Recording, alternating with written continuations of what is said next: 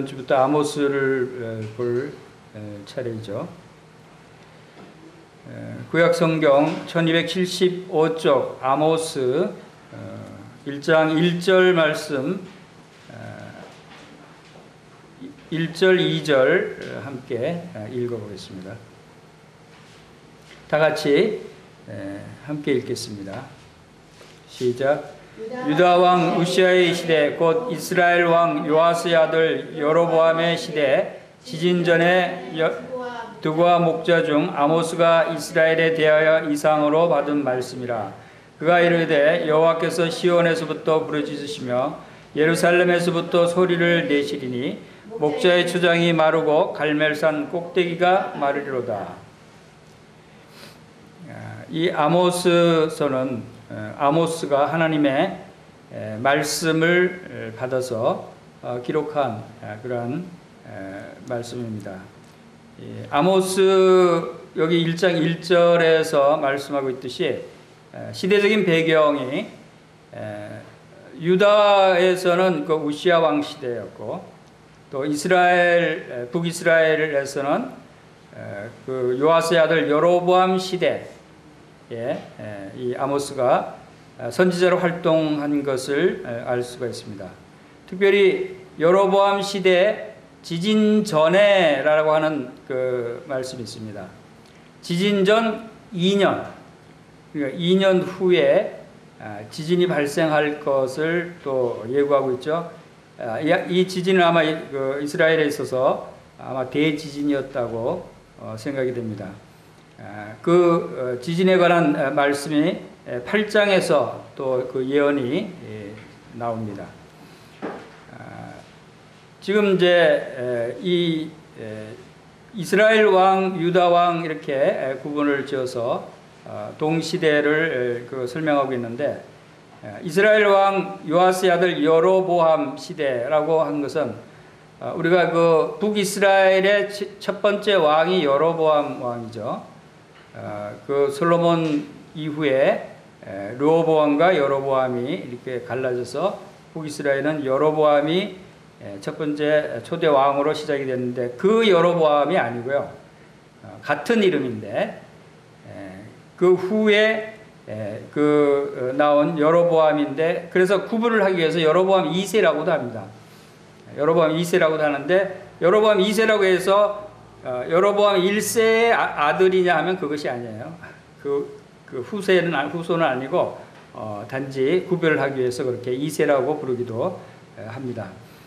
그리고 그때 아모스가 누구냐 하면 아모스의 그 직업이랄까요? 하는 그 출신 배경이 목자라고 합니다. 드고아의 목자였다 하는 것을 말씀하고 있습니다. 우리 여기 지도 보이시죠? 지도에 예루살렘 밑에 드고아라고 하는 그 조그마한 마을이 있습니다. 예루살렘에서 12km 떨어진 곳인데 그 드고아에서 그 살던 목자 생활을 하던 시골이라는 뜻이죠. 목자들은 이제 시골에서 생활하죠. 시골 그 목자가 이스라엘 사람인데 유다 사람인데 북이스라엘에 가서 선지자 활동을 하는 거예요. 자기 나라 땅이 아니고 그 형제 땅에 가서 이 선지자 예언의 말씀을 전하는 그런 모습을 우리가 보게 됩니다. 그래서 마치 북이스라엘 사람들이 그 이 아모스의 말을 그렇게 신뢰하려고 하지 않겠죠. 저 남유다 사람이 자기 나라에 와서 하나님의 말씀이라고 대언을 하니까 이렇게 별로 반가워하지 않는 경향이 있습니다. 예를 들어서 같은 민족이긴 하지만 엄연히 나라가 나눠져 있기 때문에 예를 들어서 우리나라가 남북한으로 나눠져 있는데 남쪽에 예언자가 북한에 들어가서 예언을 한다고 해서 북한 사람들이 신뢰를 잘 안 하려고 하겠죠. 그러한 좀 어려운 상황이야. 그 북이스라엘 사람들을 설득하고 하나님의 말씀을 전하기 위해서는 상황적으로 그렇게 쉽지 않은 상황이다 하는 것을 우리가 또 염두에 둘 필요가 있어요. 그래서 이 아모스가 전하는 이 말씀들이 다른 그 선지자들과 또 다른 좀 독특한 그러한 내용들이 담겨져 있는 것을 보게 되고, 이 말씀을 대언하는 그러한 그 구조나 이런 것도 좀 아주 지혜로운 방법을 사용하고 있는 것을 보게 됩니다. 그리고 또 한 가지, 이게 여로보암 2세 시대, 지금 아모스가 활동하고 있는 이 시대 때 특히 북이스라엘의 그 상황은 굉장히 부강하고 경제적으로 번성한 때였어요. 아마 이 북이스라엘 역사상 가장 번성하던 때였다라고 생각이 됩니다. 그 땅도 그 지경도 가장, 영토도 가장 넓은 지역을 차지하고 있었고 경제적으로도 가장 잘 살던 때였어요. 굉장히 부강한 때였어요. 그러한 때에 지금 이 아모스가 그들에게 이 하나님의 심판을 경고하는 그러한 말씀을 우리가 여기서 봅니다. 그래서 2절에서 읽은 대로 바로 예루살렘에서부터 소리를 내시리니 목재 초정이 마르고 갈멜산 꼭대기가 마르려다. 저기 북이스라엘의 갈멜산, 이 갈멜산은 웬만한 가뭄에도 물이 끊이지 않고 항상 나무들이 푸르고 그런 가장 그 초목이 무성한 그러한 산인데, 그것이 그 꼭대기까지 마른다는 거예요. 그러니까 얼마나 심한 기근이 이 심판 때에 임할 것인가 하는 것을 경고하는 것이죠. 그리고 이 아모스서를 지금 한 시간에 다 이렇게 설명드리기는 너무 내용이 많아서 아마 2시간 정도로 나눠서 오늘 말씀을 드리게 될 것 같습니다. 그런데 내용을 보면은 이 아모스서가 처음에 이제 1장, 2장에서는 이스라엘의 죄악상을 지적하고 그 상황을 지적하면서 실제적으로 이 그 3장부터 이제 하나님이 주신 그 말씀을 대언하는데, 그래서 이렇게 설교라고 얘기할 수 있죠. 그 설교라고 하는 부분이 이제 들으라라고 시작되는, 우리 3장 1절 보세요. 이스라엘 자손들아, 여호와께서 너희에게 대하여 이르시는 이 말씀을 들으라 하면서 이제 본격적인 설교 형식의 말씀들이 나오는데, 그래서 이 아모스서는 이 설교 형식이 5번이 나옵니다. 설교를 5번 하는 것을 보게 됩니다. 그것이 3장 1절부터 나오게 되고 4장 1절에도 들으라 하면서 시작하고 5장 1절에도 들으라 부터 하면 또 다른 설교가 나오고 5장 18절에서부터는 화 있을진저 하고 6장 1절에서 또 화 있을진저 하는, 이렇게 들으라 들으라 들으라 화 있을진저 화 있을진저 하면서 5번에 걸쳐서 설교를 하는 모습을 우리가 이 아모스에서 볼 수 있고, 그리고 7장부터는 5번의 환상을 보여줍니다. 5개의 환상을 본 것을 말씀해 주고 있습니다. 그런 구조로 되어 있다고 하는 것을 참조하시면 좋을 것 같습니다. 자, 아모스 1장으로 돌아와서 1장 3절부터 쭉 이스라엘에 대한 그 심판을 말하기 전에 이웃 나라들에게 내린 그 벌에 대해서 얘기하는 것을 보게 됩니다. 자, 3장에서는 먼저 여호와께서 이와 같이 말씀하시되 다메섹의 서너 가지 죄로 말미암아 내가 그 벌을 돌이키지 아니하리니 이는 그들이 철타작기로 타작하듯 길앗을 압박하였습니다. 지금 이제 주변 국가, 지금 이제 지도에 여기에 1장, 2장에 나타나 있는 그 도시와 나라들을 지도에다 표기를 했습니다. 보면은 그 다메섹이 안 보이죠? 보여요? 다메섹 제일 위에 보입니까? 예. 제일 위에 다메섹 있죠? 그 다메섹은 수리아의 수도예요.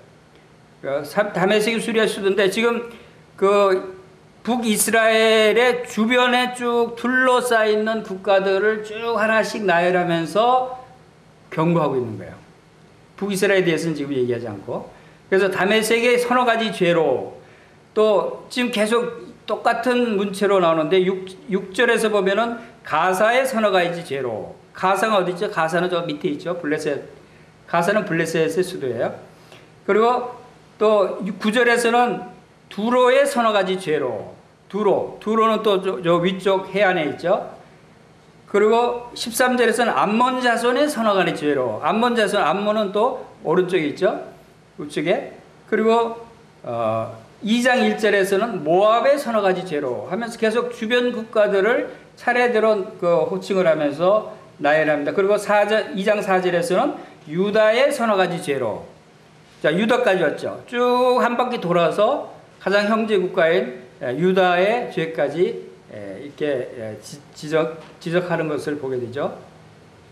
자, 그리고 나서 2장 6절에 가서 이스라엘의 서너 가지 죄로, 제일 마지막에 북이스라엘의 죄를 이렇게 고하는 그러한 형태로 지금 진행을 하고 있어요. 왜 이렇게 처음부터 처음에 1장 2절에서 심판에 대해서 예고를 하셨으면 바로 그냥 예루살렘에 대해서 심판에 대해서 그 경고하고 본론으로 들어가지 않고 쭉 주변 국가들을 설명을 하고 나서 제일 나중에 이스라엘을 설명할까요?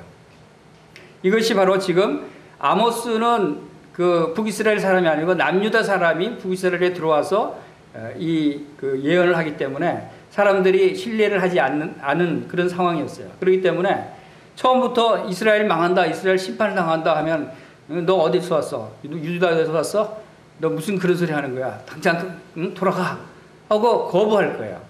처음부터 그런 방법으로 이 예언을 했으면. 그런데 참 이게 지혜로운 방법으로 지금 설교하는 것을 보게 됩니다.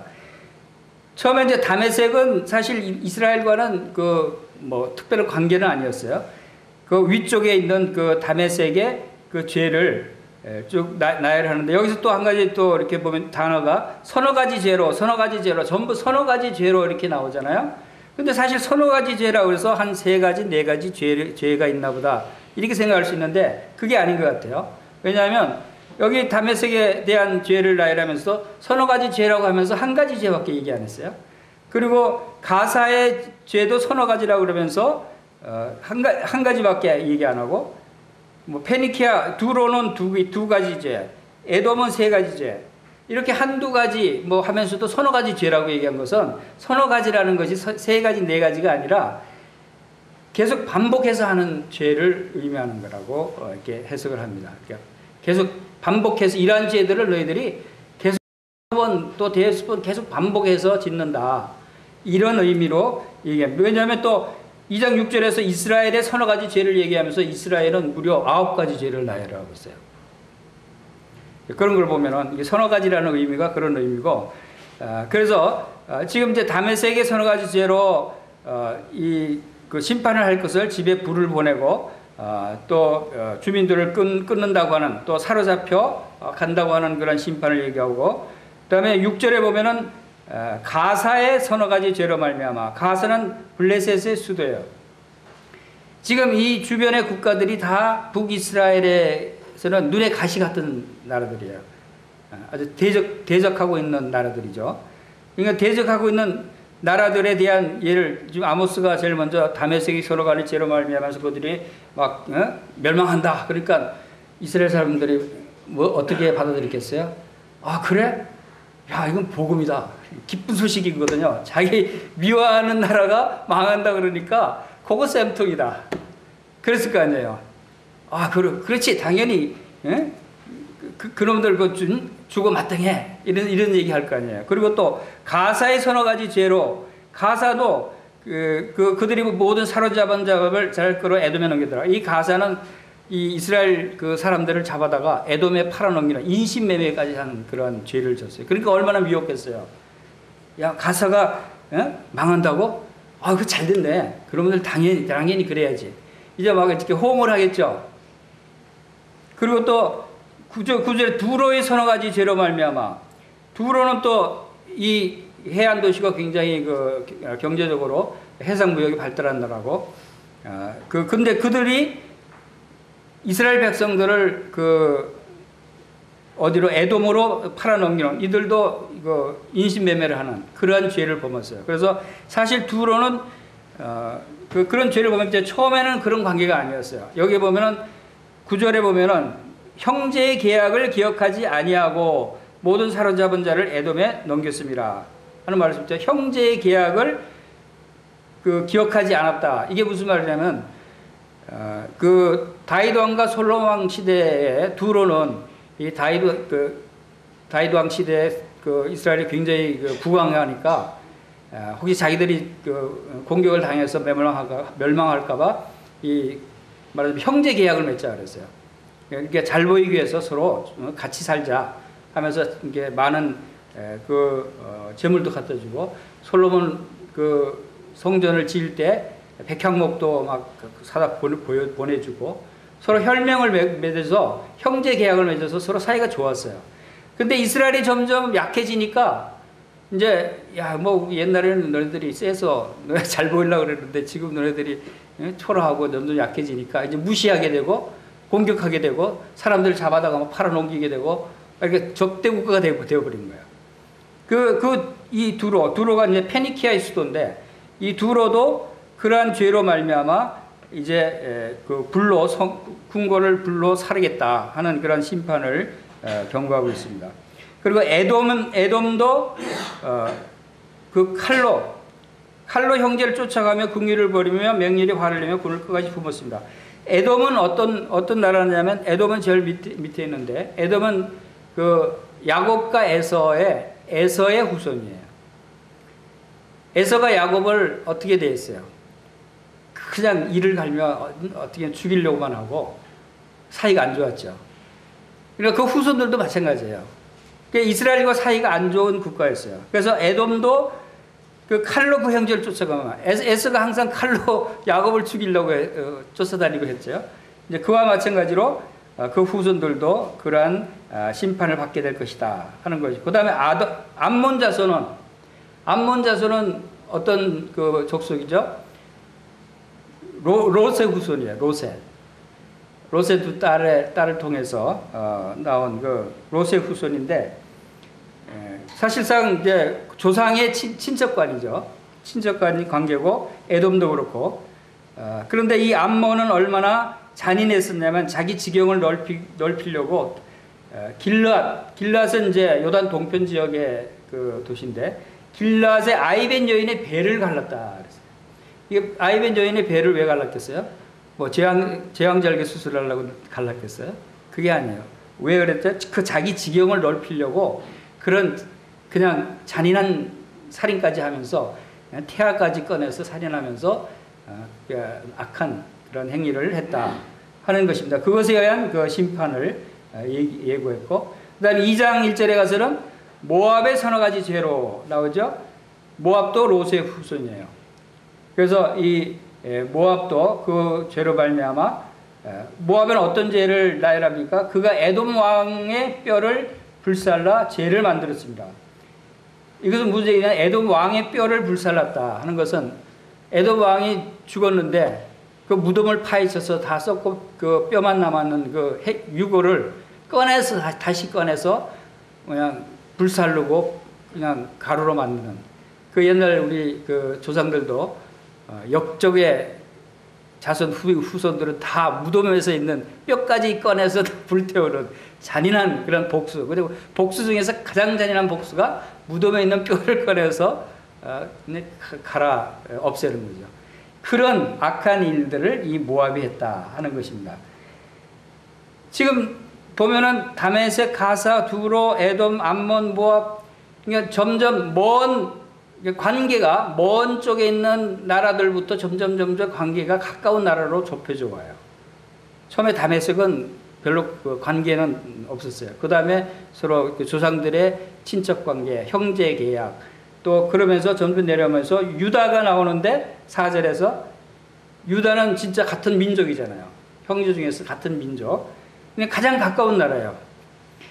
그냥 유다까지 죄를 나열하면서 유다가 4절에 보면은 서너 가지 죄로 말미암아 내가 그 벌을 돌이키지 아니하리니 이는 그들이 여호와의 율법을 멸시하며 그 율례를 지키지 아니하고 그 조상들이 따라가던 거짓 것에 미혹되었습니다.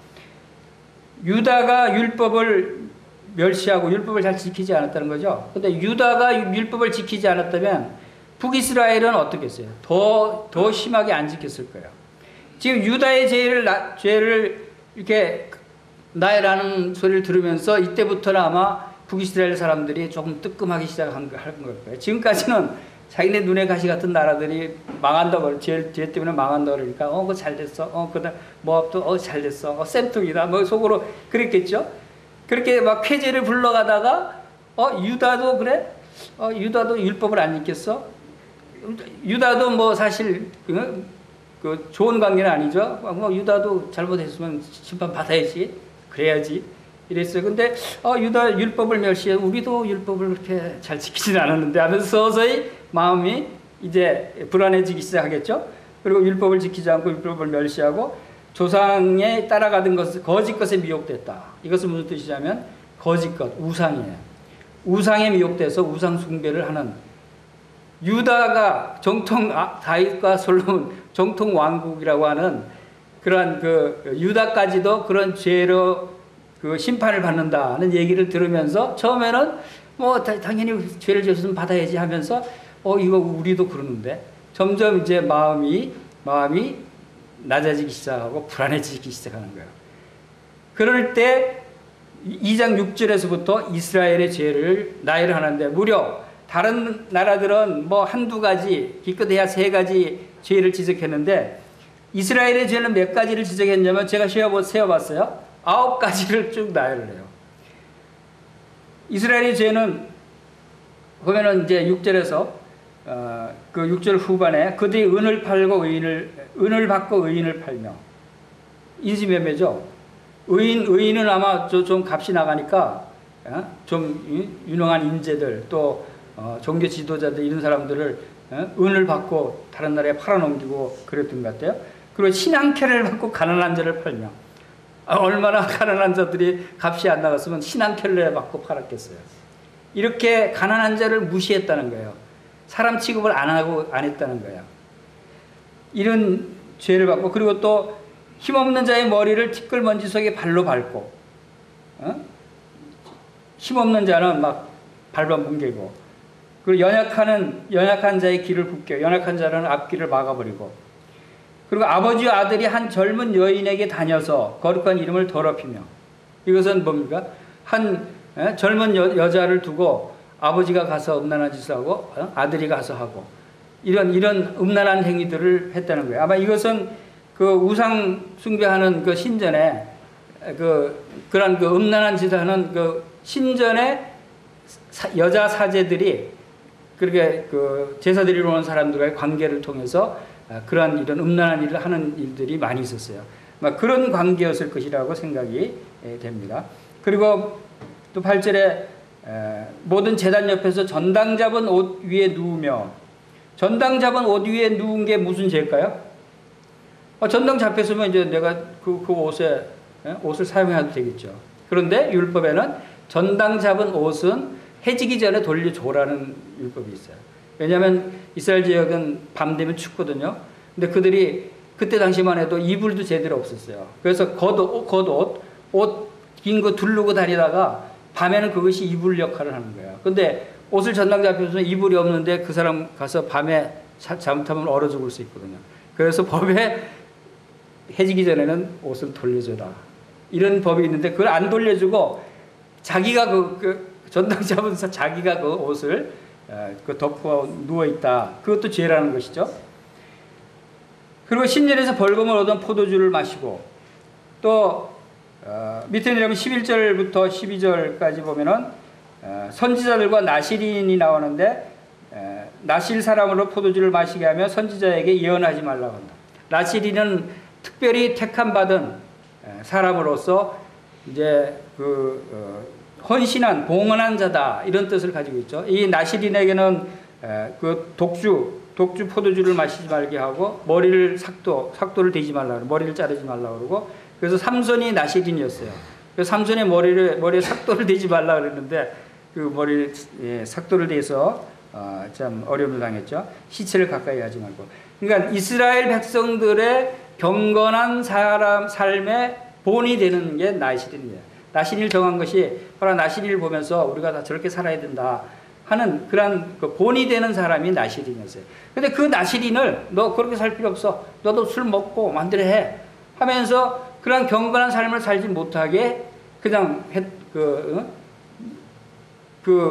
상태를 어렵게 만들어 버렸다는 거죠. 그것도 죄라는 것이죠. 그리고 선지자들에게는 하나님 말씀을 대언하고 예언해야 되는데, 야, 네가 무슨 선지자야? 너 하나님 말씀 대언하지 마라 하면 내려와. 그리고 이거 하나님 말씀을 듣고 싶지 않다는 거. 이러한 죄들, 이게 죄인데 이러한 죄들을 이스라엘에게 얘기하는 거예요. 그러니까 이스라엘이 꼼짝없이 할 말 없이 자기네들 죄를 보니까 아이고 우리가 잘못했구나 하는 것을 이제 느끼게 된 거예요. 만약에 처음부터 이걸 얘기했으면 반발이 있었을 텐데 주변 국가들을 통해서 점점 좁혀오고 그거 쌤통이 닿고 잘됐다 그렇게 당연히 그런 죄는 당연히 죽여야지, 당연히 심판받아야지. 그러니까 우리도 당연히 심판받아야 되네? 이렇게 돼버린 거예요. 이게 아모스의 아주 지혜로운 방법이다 하는 것입니다. 그래서 13절에 보십시오. 보라, 곡식단을 가득히 실은 수레가 흙을 누름같이 내가 너희를 누르리니 그랬어요. 이러한 이스라엘의 죄를 범했기 때문에 하나님께서 그들을 징계하시는데, 곡식단을 가득히 실은 수레가 흙을 누르면 얼마나 무겁겠어요. 그리고 밑에 흙길인데, 예를 들어서 좀 비나 좀 와갖고 진흙길이었다고 생각해 보세요. 곡식단을 가득 실은 그 수레가 진흙길에 그냥 흙이 훅 파이겠죠. 파여서 잘 가지도 못하겠죠. 얼마나 그 짐이 무겁겠어요. 이 아모스의 이름의 뜻이 뭔지 아세요? 짐을 진 자예요. 짐을 진 자. 짐을 진 자. 자, 이 짐이 지금 이게 내가 너희를 누를 것이다. 이스라엘을 그냥 그 엄청난 무게의 수레가 꽉 눌러서 흙이 파일 정도로 누르듯이 하나님께서 너희들을 꾹 누른다는 거예요. 이제 요 한 말씀도 이제 드리고 넘어가야 될 것 같아요. 자, 우리가 선지서를 쭉 보면서 선지자들마다 각각의 표현하는 특색들이 많이 달라요. 하나님의 말씀을 대언하는데 하나님께서는 뭐 내가 너에게 말하는 것을 다 그대로 받아 적어서 전해라 이렇게 말씀하시지 않거든요. 하나님께서 말씀하신 것을 그들이 받아서 그들의 삶에 적용해서 또 그 백성들이 이해하기 쉽게 또 비유를 들어서 이렇게 말씀을 하는데, 그 중에 아모스가 그 선지자들마다 각각의 살아온 배경이나 직업이나 환경에 따라서 그 말씀 내용들이 달라져요. 근데 아모스는 직업이 뭐라 그랬죠? 목자였어요. 그래서 시골 생활을 하는 사람이죠. 그러니까 많은 부분에 있어서 시골 생활하면서 보고 경험하는 것들이 여기에 배어나와요. 곡식단을 가득히 실은 수레가 흙길을 가는 것도 이게 시골에서는 볼 수 있잖아요. 시골 광경이죠. 예를 들어서 호세아서 우리 잠깐 볼게요. 우리가 얼마 전에 읽은 호세아서 7장 4절 보면은 호세아는 또 어떤 그 표현 방법들을 사용했냐면, 여러분 호세아가 직업이 뭔 줄 아세요? 성경에는 호세아 직업이 나와 있질 않아요. 근데 어떤 사람들은 호세아가 요리사가 아니었을까 하는 얘기를 해요. 근데 왜 그런 얘기를 할까요? 호세아가 사용하는 그 비유 단어들이 음식, 부엌 이런 데 관련된 단어들이 많아요. 호세아서 7장 4절에 보면은 그들 다 간음하는 자라 과자 만드는 자에 의해 달궈진 화덕과 같도다. 자, 간음하는 자에 대한 얘기를 하면서 무엇을 비유하냐면 과자를 만든다. 그리고 과자 만들 때 그 화덕 달궈진 화덕 불에다가 굽죠. 근데 그가 반죽을 과자 만드는 자에 의해 달궈진 화덕과 같다. 간음하는 자가 그렇다는 거예요. 간음하는 자가 이게 무슨 관계가 있죠? 화덕 불과 무슨 관계가 있죠? 그것은 이 간음하는 자들이 그 마음에 그 음욕을 품고 있으면 그 마음이 막 뜨거워지죠. 이렇게 뜨거워 그러잖아요. 이렇게 그런 생각을 하잖아요. 뜨거 속이 그 뜨거운 그런 그 음욕을 품고 있는 것을 표현하는 거예요. 근데 그것을 자기가 이건 부엌에서나 볼 수 있는 광경이죠. 부엌에 달궈진 화덕 같고 반죽을 무침으로 발효되기까지 불 일으키를 그칠 뿐이니, 부엌에서 화덕불에 불 일으키는 일을 해봤다는 것을 알 수 있잖아요. 그리고 또 5절에는 우리 왕의 날의 지도자들은 술의 뜨거움으로 병이 나며, 술이 무슨 뜨거워요? 술이 뜨겁대요. 그렇죠. 술 먹으면 열나잖아요. 술 먹으면 이 얼굴이 밝아지고 막 열나고 그러잖아요. 그리고 또 6절에 보면은 그들이 가까이 올 때 그들의 마음은 간교하여 화덕 같으니, 간교한 것이 화덕이 불 같다는 거죠. 그들의 분노는 밤새도록 자고 아침에 피우는 불꽃 같도다. 막 화내는 것도 막 이 불꽃 같은 화라 그러죠.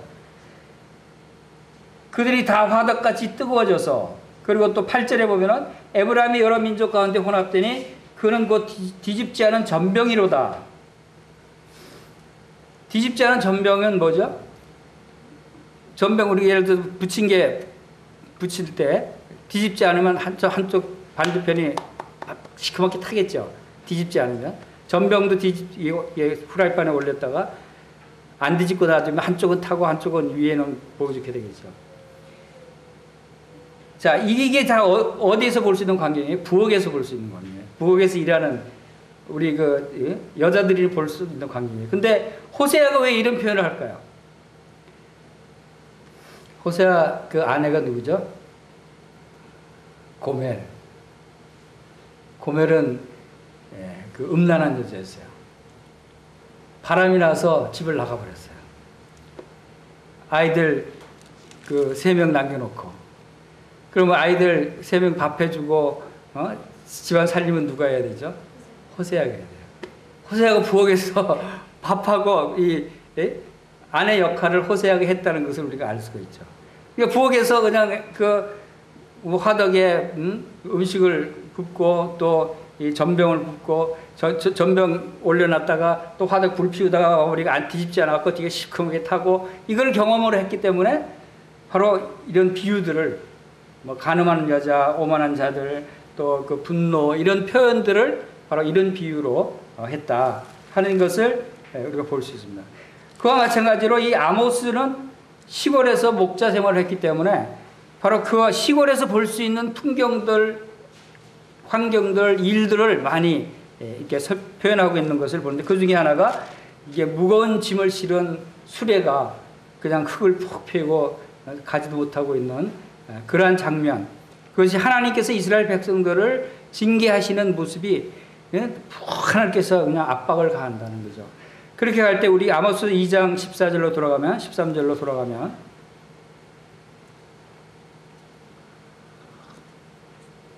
2장 14절에 하나님께서 그렇게 누르면 빨리 달리기 잘하는 사람도 도망갈 수 없고, 아무리 강한 자도 자기 힘으로 도망갈 수 없고, 용사도 자기 목숨을 구할 수 없고, 활 가진 자도 설 수 없고, 발 빠른 자도 피할 수 없고, 말 타는 자도 목숨 구할 수 없고, 용사 가운데 그 굳센 자도 그날에 벌거벗고 도망갈 수밖에 없는, 하나님이 누르시는데 누가 피할 수 있겠어요?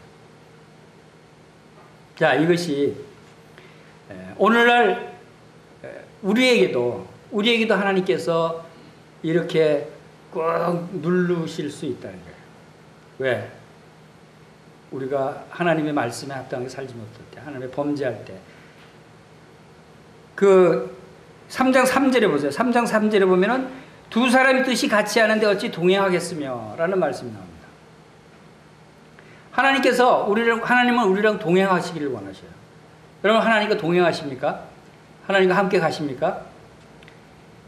근데 뜻이 같지 않으면 갈 수가 없어요, 함께. 이 길을 가다가 갈림길이 나왔어요.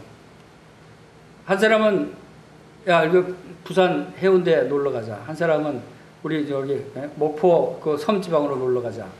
뜻이 달라요. 그럼 서로 갈라질 수밖에 없잖아요. 헤어질 수밖에 없잖아요. 뜻이 다르면. 그 뜻을 합쳐야 되는데 우리는 바로 하나님과 뜻이 같아야 돼요. 하나님과 동행하기 위해서는 하나님의 뜻이 또 내 뜻이 돼야 되고, 내가 그 뜻에 합쳐야 즐거운 마음으로 하나님과 동행할 수 있지 않겠어요? 하나님은 우리에게 많은 것을 베풀어 주셨어요. 이스라엘에게 많은 것을 베풀어 주셨어요. 이스라엘이 지금 얼마나 부강한 나라가 돼서 경제적으로 굉장히 부강해요. 그래서 이스라엘은 여기 그 3장 15절에도 나오지만 왕궁이 겨울궁이 있고 여름궁이 있고 또 상하궁이 있었어요. 왕궁이 막 여러 군데 있었어요. 얼마나 부강하면. 겨울 되면 겨울궁에 가 있고 가서 겨울을 즐기고, 여름 되면 여름궁에 가서 여름을 즐기고, 또 상하궁이 있다고 그랬는데 상하궁은 아마 그 봄, 가을에 가는 궁인 것 같아요. 상하로 막 장식하고. 이 정도로 호의호식하고 부강한 나라였어요. 이스라엘이. 지금 이스라엘 역사에서는 북이스라엘 역사에서는 가장 경제적으로 부유하고 또 그 국가적으로 영토도 넓었을 때이기 때문에 얼마나 그들이 호의호식하고 부귀영화를 누렸겠어요. 자, 그런 상황에서 그들이 하나님의 말씀을 잊어버리고 하나님을 섬기는 것을 잊어버렸던 것이죠. 하나님께서 그들을 어떻게 지금까지 인도해 주는가를 그들이 알지 못했어요. 3장 1절에 보세요. 3장 1절에 이스라엘 자손들아 여호와께서 너희에게 대하여 이르시는 말씀을 들으라. 애굽 땅에서 인도에 올리신 모든 족속에 대하여 이르기를 내가 땅의 모든 족속 가운데 너희만을 알았나니 그러므로 내가 너희 모든 죄악을 너희에게 보응하리라 하셨나니. 여기 2절에 보면은 모든 족속 가운데 너희만을 알았나니 라고 하는 말씀이 나옵니다. 하나님께서 이스라엘을 얼마나 특별하게 택하셨는가 하는 것을 알 수가 있죠. 하나님은 이스라엘을 이 말씀에 신명기 32절 보겠습니다. 신명기 32절에 가면 하나님이 이스라엘 백성들 얼마나 특별한 택하심으로 택하셨는가를 알 수가 있습니다. 신명기 32장 6절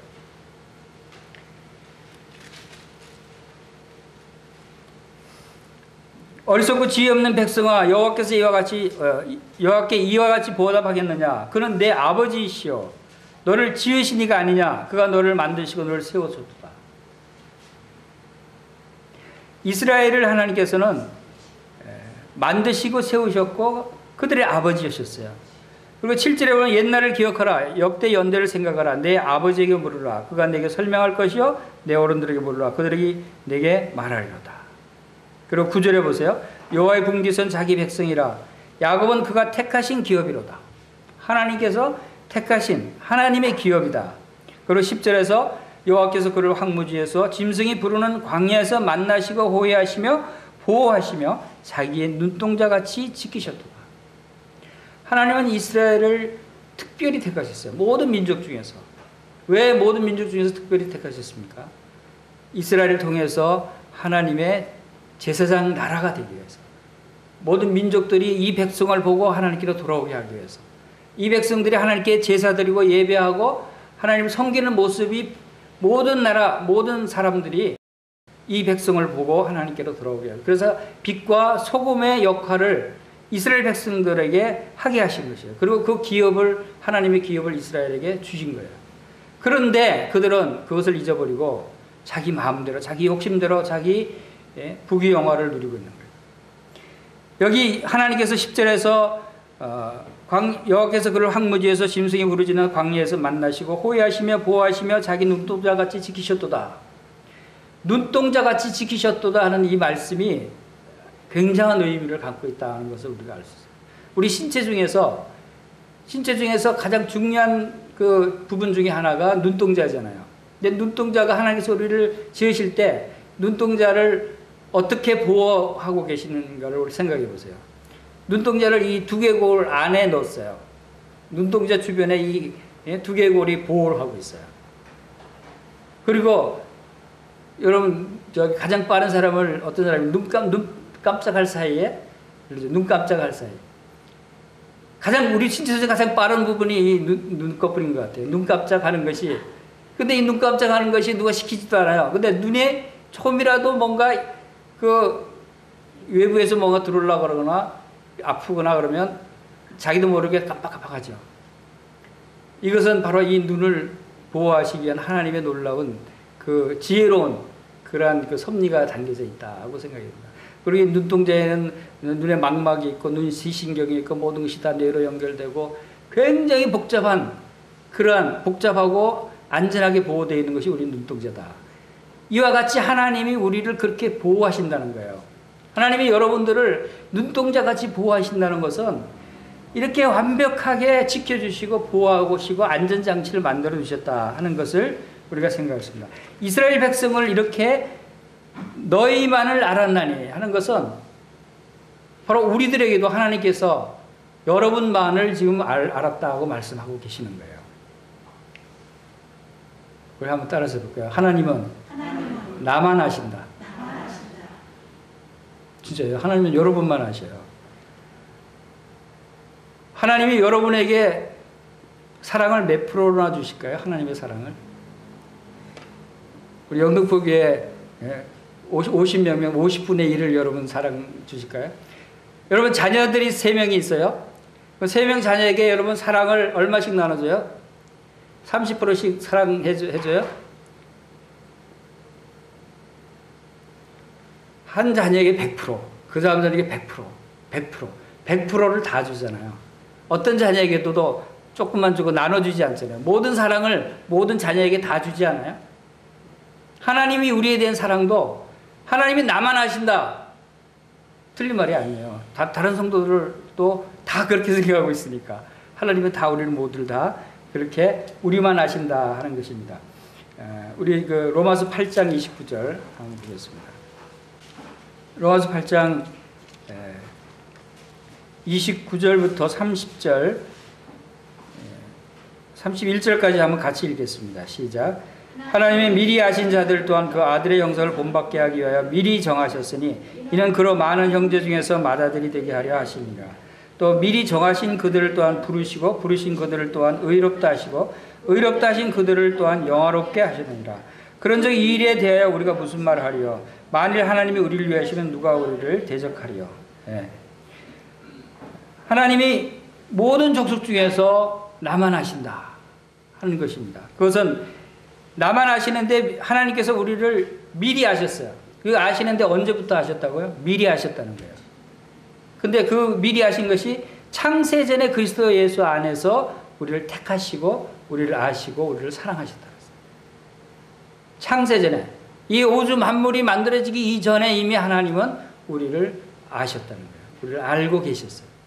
이게 얼마나 놀라운 은혜예요. 하나님의 사랑은 이렇게 놀라운 것입니다. 그리고 미리 아신 자들을 바로 예수 그리스도를 본받게 하기 위해서 미리 정하셨다.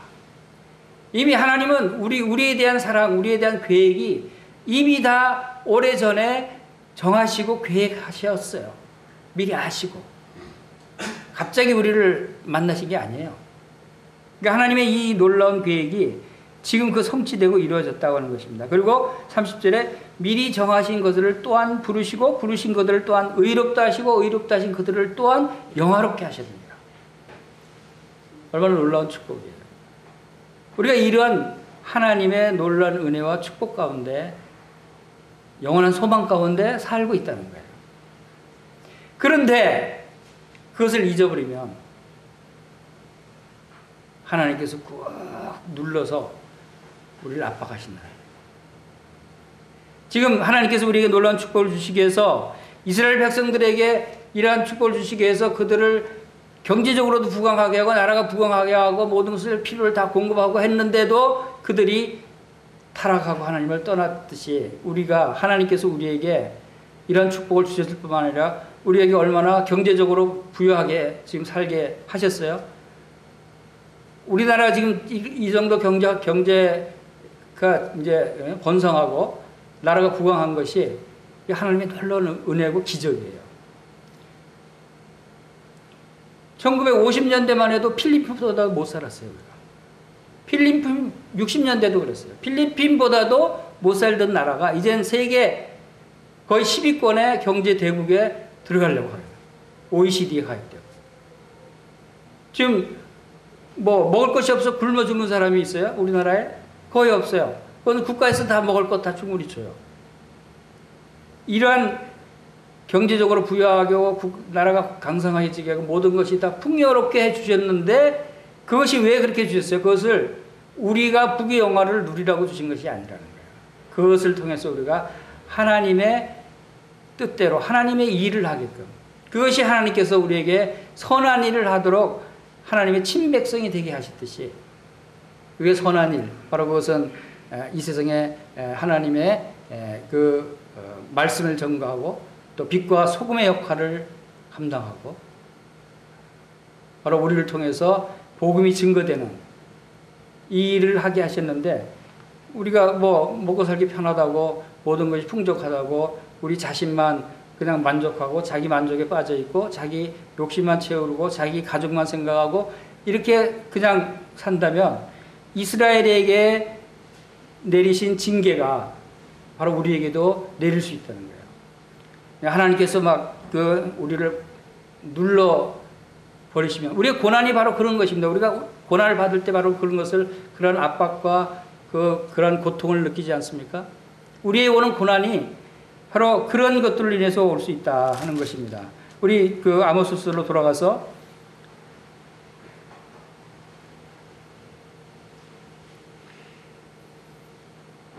아모스서 3절, 우리가 두 사람의 뜻이 같지 않은데 어찌 동행하겠으며 하는 것을 살펴봤죠. 그 다음에 4절, 5절 보면은 사자가 움킨 것이 없는데 어찌 수풀에서 부르짖겠으며, 아모스 3장 4절, 사자가 움킨 것이 없는데 어찌 수풀에서 부르짖겠으며, 젊은 사자가 잡은 것이 없는데 어찌 굴에서 소리내겠느냐. 이것은 무슨 의미입니까? 지금 두 사람의 뜻이 같지 않은데 어찌 동행하겠으며, 두 사람이 서로 함께 동행하지 못하는 데 이유가 있다는 것이죠. 이스라엘 백성들에게 하나님께서 비록 너희만을 알았다고 하면서 특별히 택하신 족속임에도 불구하고 그들에게 너희에게 보응하리라, 죄악을 보응하겠다고 하는 징계를 말씀하신 것은 이유가 있는 것이죠. 그 이유가 바로 그들의 죄악 때문이라는 것이죠. 그리고 예를 들어서 사자가 움킨 것이 없는데 어떻게 수풀에서 부르짖겠으며, 사자가 수풀에서 왜 부르짖는지를 아세요? 사자는 군집 동물이라 숫사자 한 마리에 암사자가 여러 마리를 같이 거느리고 한 가족 단위로 움직여요. 근데 숫사자는 잠만 자고 논대요. 암사자가 사냥을 하러 다닌대요. 그래서 암사자가 여러 마리가 사냥 먹이가 발견되면 협공을 해서 먹이를 잡아서 먹을 준비가 되면 사자가 크게 그냥 부르짖는데요. 사자 우는 소리가 부르짖는 때가 바로 자기 먹이를 잡았을 때 부르짖는데, 그때 누구를 부르는 거냐면 이제 자기 숫사자를 부르는 거였어요. 우리 지금 먹을 거 준비됐으니까 오시오. 암사자들이 식사 준비됐으니까 와서 식사하시오 하는 그 부르짖음이래요. 사자가 부르짖는 이유는 바로 그것입니다. 먹을 것을 잡았을 때 그 숫사자를 부르는 소리다. 이 말씀을 보면서 우리 집에 비슷한 현상이 있어요. 제 아내가 음식을 준비를 하면 우리 집이 구조가 좀 이상해서 부엌하고 제 방이, 부엌이 쫙 구석에 있고 제 방이 저쪽 반대편 구석에 있어서 소리 웬만큼 질러도 잘 안 들려요. 그래서 가끔 야하고 소리가 아주 가늘게, 그것도 귀를 쫑긋해 들어야 들려요. 부르는 소리가 하루에 3번 납니다. 언제 부르는 줄 아세요? 식사 준비 다 됐으니까 오라는 거예요. 와 부르면. 그럼 이제 식사 준비 됐구나. 이 암사자들이 부르짖을 때 먹이가 준비됐으니까, 식사 준비됐으니까 숫사자 와서 같이 먹읍시다 하듯이 그렇게 부르짖는, 보통 그냥 얘기해서는 안 들리거든요. 그래 부르짖어야 돼요, 우리 집에서는. 자, 부르짖는데 이유가 있는 거예요. 제 아내가 저를 부를 때는 이유가 있는 거예요. 밥 먹으라는 거예요. 자, 여기 사자가 부르는 것도 그런 이유고, 덫이 땅에 놓이지 않았는데 새가 어찌 거기 치이겠으며, 새가 잡히는 것도 덫이 있기 때문에 잡힌다는 것이죠.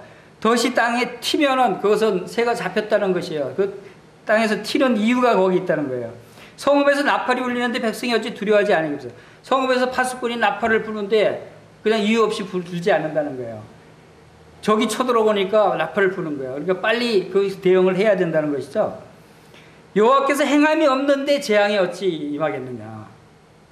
우리의 고난이 이유 없는 고난이 없다는 거예요. 우리의 고난을 통해서 하나님께서 우리에게 말씀하시는 거예요. 우리가 하나님의 음성을, 고난을 당할 때 하나님의 음성을 들어야 됩니다. 모든 일에 바로 이유가 있다고 하는 것을 말씀하고 있죠. 주 여호와께서는 자기의 비밀을 그 종 선지자들에게 보이지 않고는 결코 행하심이 없으십니다. 선지자들에게 바로 이러한 일들을 보이지 않고는 행하지 않으신다. 그리고 8절에서 사자가 부르짖은 적 누가 두려워하지 않겠느냐. 주 여호와께서 말씀하신 적 누가 예언하지 않니하겠느냐 하는 것을 말씀하고 있습니다. 바로 오늘은 이제 시간이 많이 가서 여기까지 하겠습니다. 그리고 지금 이스라엘 백성들에게 하나님께서 기회를 주셨는데 그들이 부강하게 하고 잘 살게 하고 했는데 그들은 부유한 자들은 부유한 대로 더 부유하게 하려고 가난한 자들을 압박 착취하고 또 호식을 누리고 많은 음란한 일을 하고 부유하면 더 하나님께 감사하고 하나님께 나와야 되는데 반대로 그들이 더 타락한 모습을 하나님께서 징계하시는 그러한 것을 너희만을 알았나니 그러므로 내가 너희 죄악을 너에게 보응하리라. 특별히 택했으니까 보응하겠다는 거예요.